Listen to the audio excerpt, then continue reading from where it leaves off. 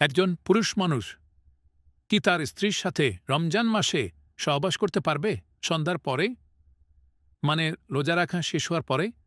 প্রথম দিকে যখন মুসলিমদের জন্য রোজা রাখা ফরজ করা হলো, আল্লাহ বলেছেন পবিত্র কোরআনে সূরা বাকারা অধ্যায় নম্বর 2 আয়াত নম্বর 185, রমজান হলো সেই মাস যে মাসে পবিত্র কোরআন নাজিল হয়েছে মানুষের পথের দিশারি হিসেবে এবং সৎপথের স্পষ্ট নিদর্শন ও সত্য মিথ্যের পার্থক্যকারী রূপে।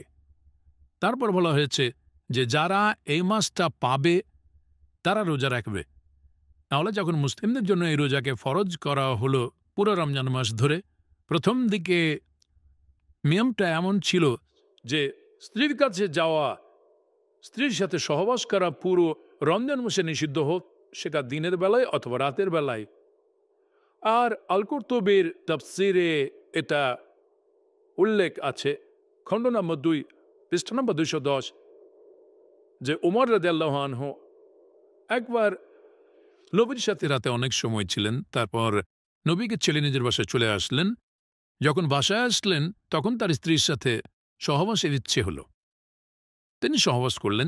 সকালে ঘুম থেকে উঠে খুব লজ্জা পেলেন এবং নবীর কাছে গিয়ে বললেন, আমি আল্লাহ এবং আপনার সাথে অন্যায় করেছি। নবী তখন বললেন, কেন?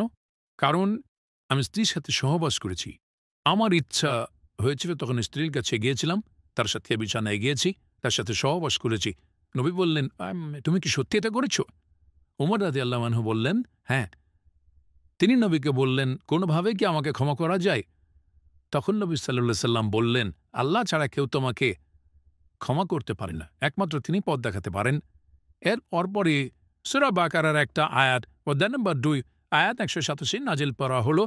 বলা হলো, সিয়ামের রাতে তোমাদের জন্য স্ত্রী সহবাস করা বৈধ করা হয়েছে। হুন্না লিবাসুল লাকুম ওয়া আনতুম লিবাসুল লাহুন্না, কারণ তারা তোমাদের পরিচ্ছদ, তোমরা তাদের পরিচ্ছদ।